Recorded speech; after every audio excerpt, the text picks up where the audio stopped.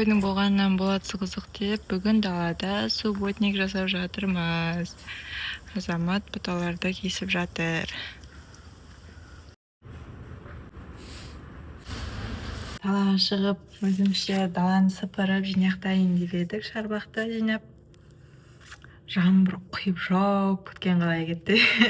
Ауа райының өзі сендер жұмыс жасамай-ақ қойыңдар деп тұр дейсің ба? Сендерге жұмыс жасаған жараспайды деген сияқты. Или маған. Тәжірке сен сыпырмай-ақ қойшы деп тұр.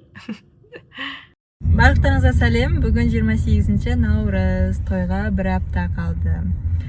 Бүгін жолдасым екеуміз өлең жаздыруға келе жатырмыз. Бірақ өлеңді ағам екеуміз айтатын боламыз, немесе інім екеуміз айтатын боламыз. Олар Астанада болған себепті қазір өлең жаздыруға жолдасымның дауысын жасайын деп жатырмыз, ер адамның дауысы ретінде. ютубтағы біле білсеңіздер, Рахмет әке ана деген өлеңді жаздырайын деп отырмыз.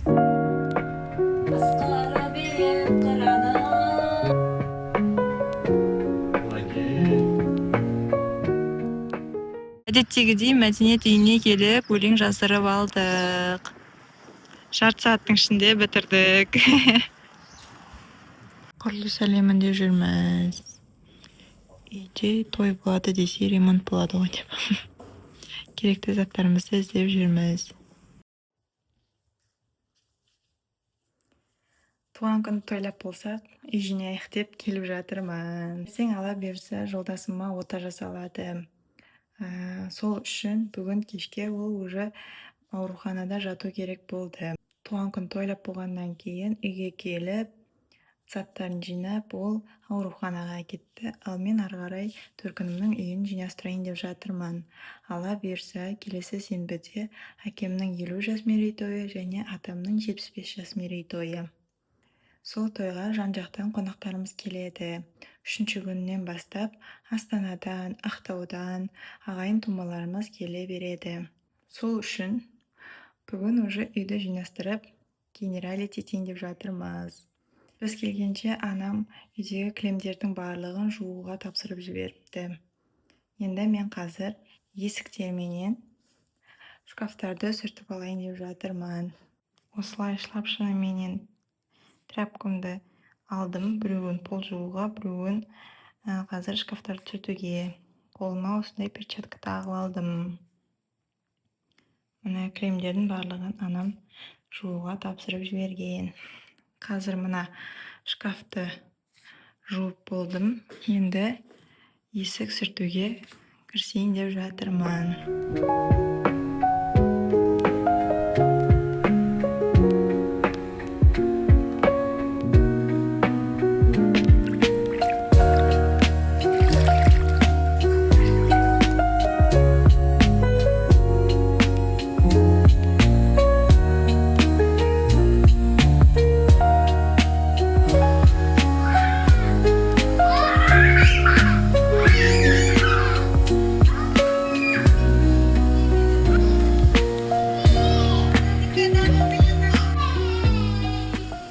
Бұйырса тойға арналған призерді қазір ленталармен орап, бантиктерін жабыстырып, дайындап қояйын деп жатырмын.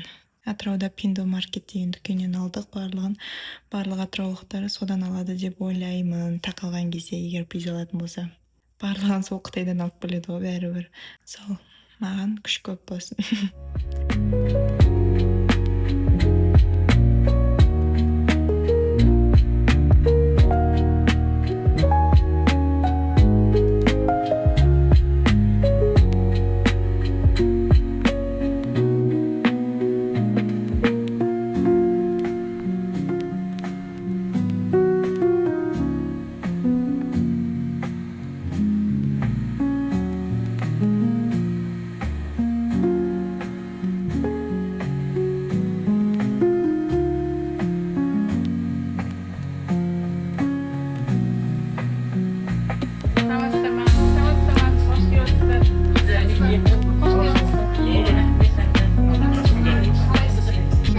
Ülken ata, ülken acı. Dayanmayız.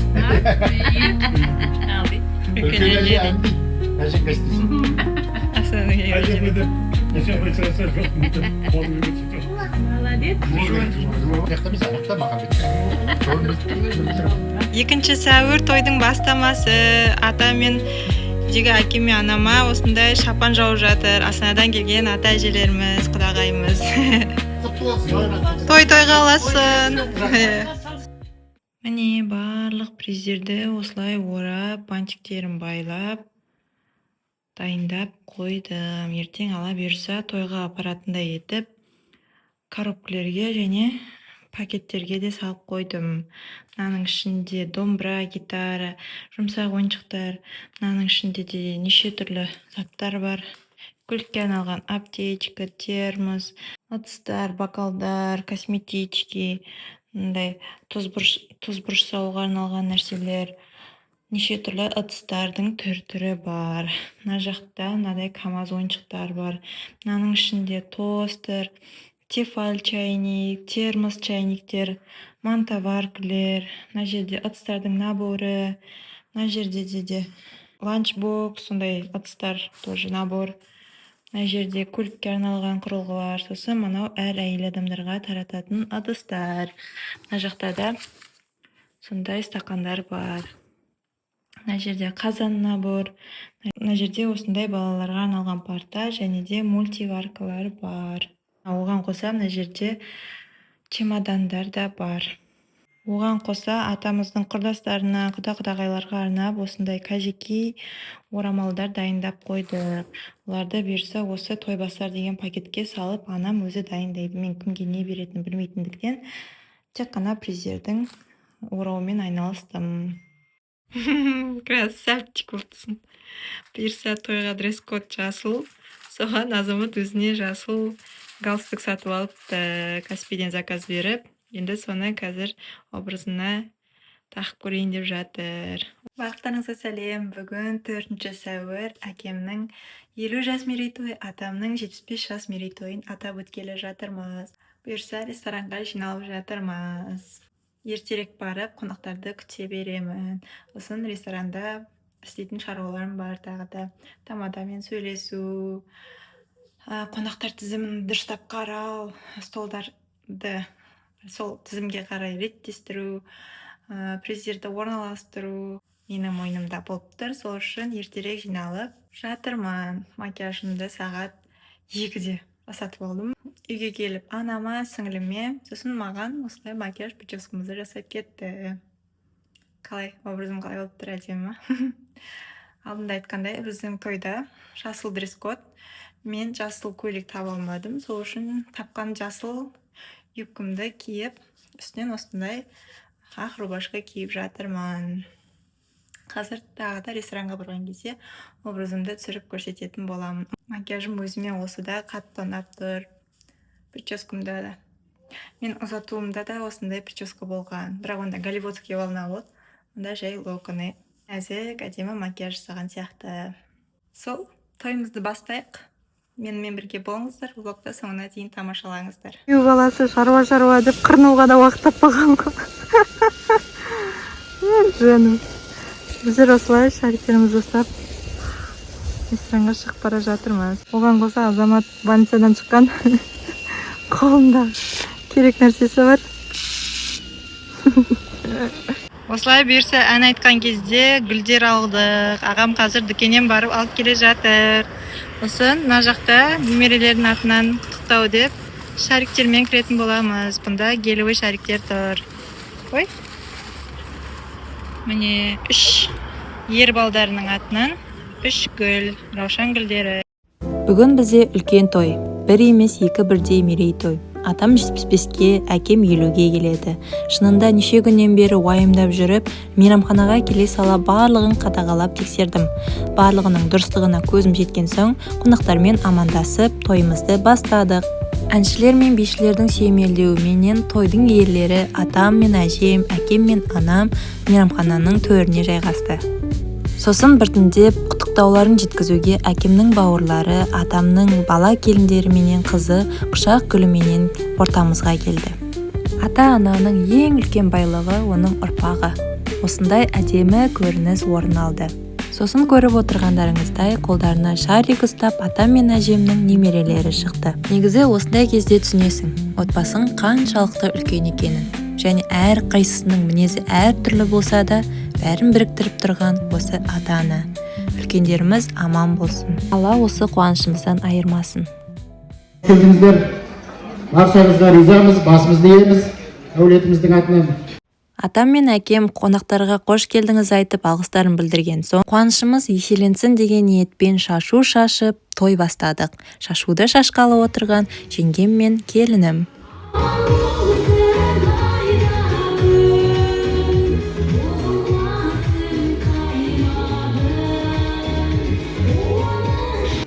Ата-анаға деген алғыс ешқашан сөзбен толық жеткізілмейді. Бірақ біз жүректегі сезімді өлең арқылы жеткізгіміз келді. Бұл біздің кішкентай ғана рахметіміз. Әкем мен анам үшін бұл тосын сый болғандықтан көздеріне еріксіз жас алды. Інім мен жолдасым анамызға гүл шоқтарын беріп жатырса, ағам әжеге қарай жүгіріп гүл шоғын әжеге берді. Үлкен немере ғой, ата мен әжеге қарай жүрегі бұрып тұрады.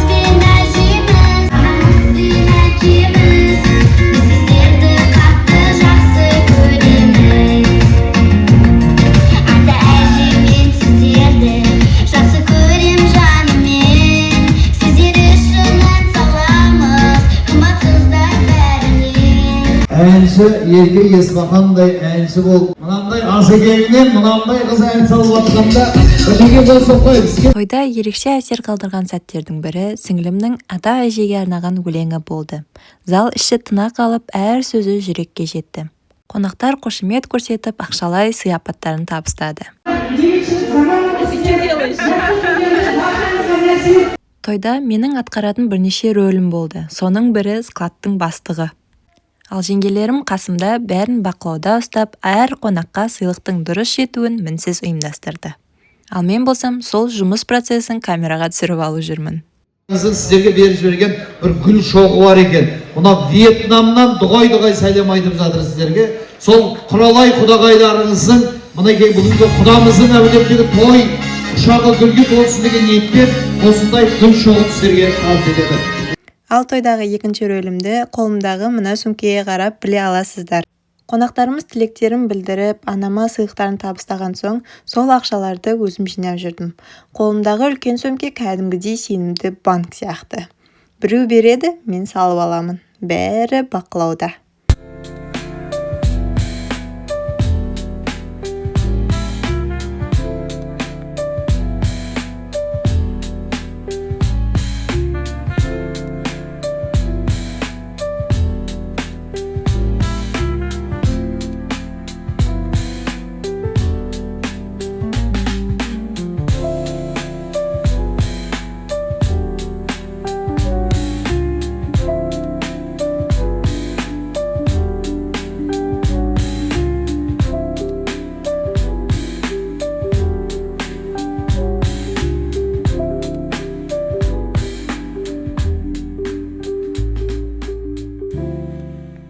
Үйге келіп дем алғанда осы теледидармен қарасын деген ниеттен осынау теледидар бар екен, бір қол соғып жіберіңіздер.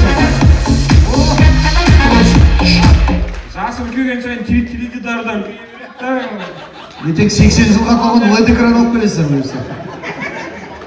Рахмет, құтты болсын. Рахмет. Кеше бір жиеніммен қыдырып едім, кішкентай Айназ деген. Сол мына Махамбет алаңында тұрған үлкен LED экранға келіп, ата мультик қос деп бірдеңе білдірген бұл. 5 жылқыны беріп неге қоспадың мөлтекті. Сізде жетеу қол соғып жіберіңіздерші. Мынандай мамадан 7 бала шығады деп кім ойлаған ағайын, а? Рахмет. Сізде нешеу? Мына кісі қалып қойдыңыз, көрдіңіз ба? Сізде нешеу әже? 7. Сізде? 8. Оя, кәдімгі. 7-8-ден асқан, бәрін бір жылы тұрмысқа шыққан жатсыздар. Сізде нешеу? 5 қыздың анасы. 5 қыздың анасы ба? Қол соғайшы. 5 қыздың, 5 қыздың анасы. Сізде? 5-еу құтты бол. Сізде? 5-еу. 5-еу?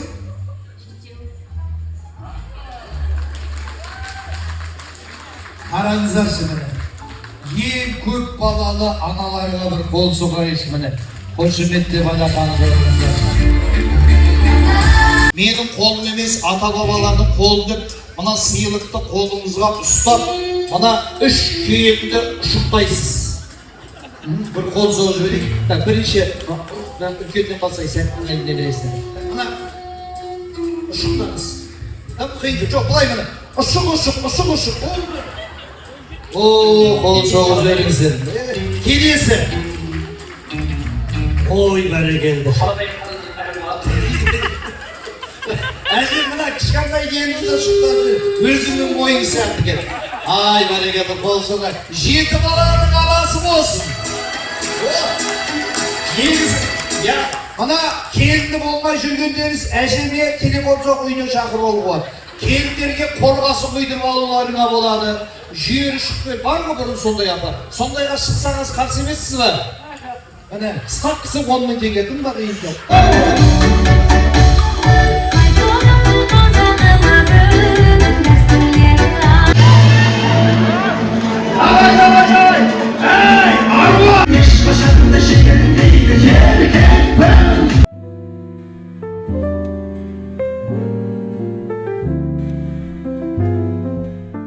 Көке келіңіз, сіздің балаңызға ұлғылат деген үрдіс бойынша мұна мойына медаль тағайын деп жатыр екен. Дүйсенбай біздің сондай чуткий, ответственный, сондай отзывчивый адам, сондықтан папасына өзі барады.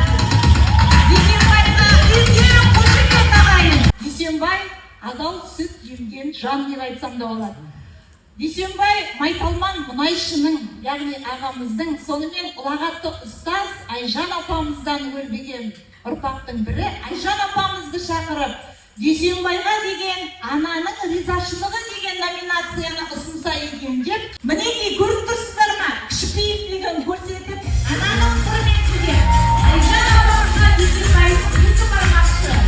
Ананың ризашылығы жасасын Дүйсенбай!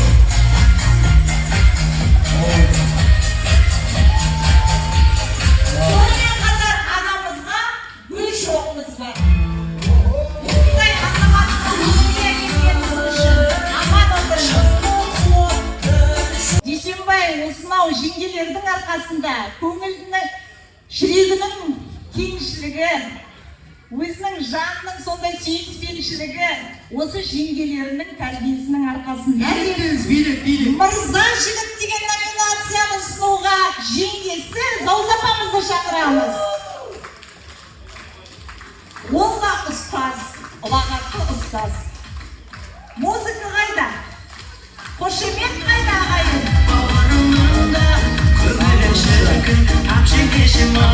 Әрине Дүйсенбай болып жүргенде осындай әдемі сәтте қасында жұбайы болады. Екеуі бірге қол ұстасып, осынау өмірде бірге күліп, үлкен ауыртпашылықты бірге көмкеріп, бірге жүрген, осындай жақсы жетістіктерге жетіп жатқан біздің Ырысты ханымның арқасы деп, жан тірегі деген номинацияны Ырысты ұсынатын болады. Қасына қалатын Ырысты дұрыс. Махаббаттың құдіретші әзбейнеп, Ырысты ханымға өзінің гүл шоғын ұсынбақшы. Ойды! Сіздің де туған күніңіз, мың жасаңыздар. Ал енді Дүйсенбай әрине Дүйсенбай болған жоқ, Дүйсенбай сүйікті, ардақты әке болды.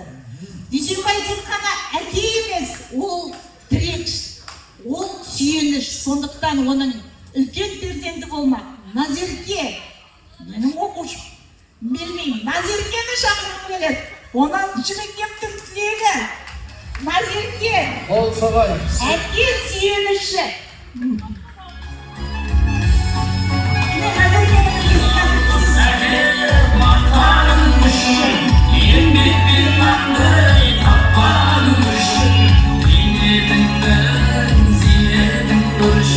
барлық номинация өзіне лайықты Дүйсенбай. Сондықтан құтты болсын. Жасың жасқа қосыла берсін. Әумин. Айта кететін жаңа біздің арнайы бір сияпатымыз бар. Ағамызға арнайы бір сондай бір сияпатымыз бар еді. Жоғарыда қарайтын бір гол. Ал қадірменді тойшы қауым, баршаңызды бүгінгі қуанышқа қош келіп жатырмыз. Тұратын ақпазы тілектер, Алланың құлағына шалсын. Осылай қуанышты күнде жас дастарханды жолай берейік. Рахмет. Балалар күн келіп жатыр жан-жақтан, келіндер, немере келіндер бәрі. Ағайындар, бауырлар.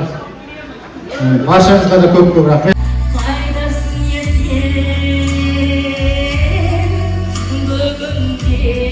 жеңгеміздің орындауындағы әсем әнге би билеп, тойды абыроймен аман-есен аяқтап, асымызды қайтарып, қонақтарды шығарып салған соң, мейрамханамен есептесуге кірістім.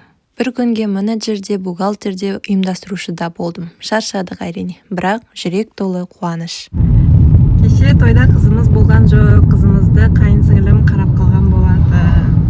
Той біткеннен кейін ресторанның ақшасын төлеп, барлығын аяқтап, жинап, қызымызға қарай қаладағы үйімізге кетіп қалған болатынбыз. Енді бүгін 5 сәуір әкемнің нағыз туған күні. Ала берсе қазір төркінімнің үйіне барып, сол үйде өзіміз болып шай ішеміз. Астанадан келген қонақтарымыз бар, Ақтаудан келген қонақтарымыз бар. Солардың барлығына шай берейін деп жатырмыз. Маған ерте кел деген, сағат 10 болды, мен енді бара жатырмын. Түнде кеш жаттық. Киімдеріміз төркініміздің үйінде қалып, тойдың киімімен қайта шықтық. Прическам әлі тұр кішкене, макияжды енді кетіріп тастадым. Тойдан влогымыз ұнаса, лайк басып, комментарий қалдырып кетіңіздер. Бүгін бесі үйге келіп, тамақтарды әзірлеп, дастарханымызды әзірлеп, қонақ күтейін деп жатырмыз. Да, Айдана? Мына жақта Айзере ыдыс жуып жатыр. Қара мында. Привет де. Что киініп алғансың? Елесіп тұрып.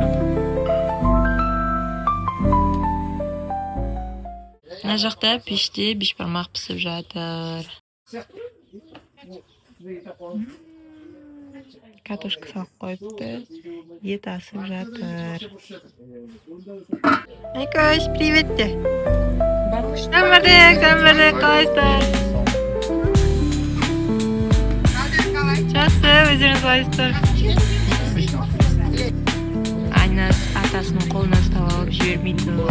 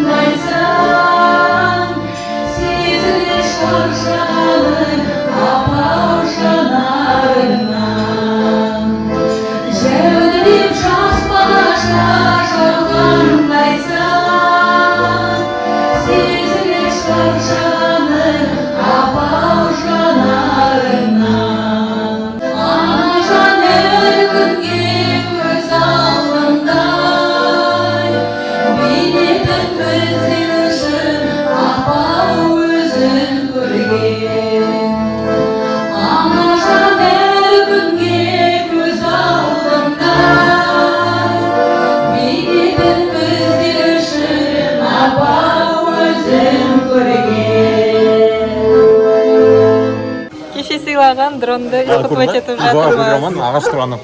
Ағаш тұраны жор. Құтышын құтын. Үйдің сүстен көрейді.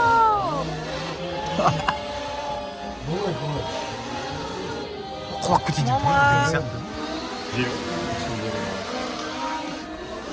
қалай істейміз аны? Қай қондырады дейсің ба? Иә. Өзі бұнықсы. Қондырады қондыршы. Фото түсеміз. Gel. Fotoğraf çekiyorlar.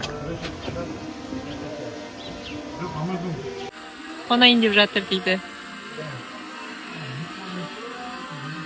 Інім управлять етіп жатыр.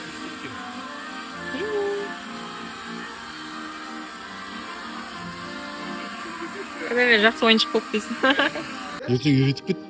Папаңа стабилизатор қалай қосады? Бүгін бесіндегі ағайын туманың жиналғанына енем осындай дәм алып келіпті. Той құтты болсын, той шашуғы деп.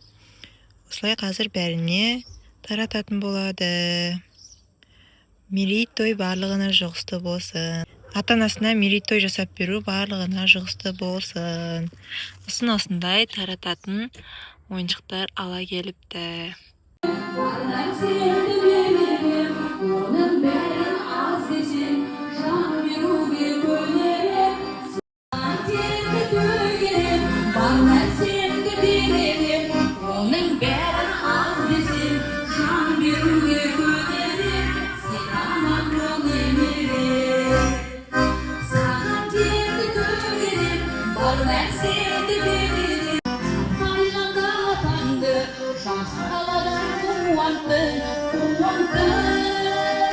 Саған келді көгерем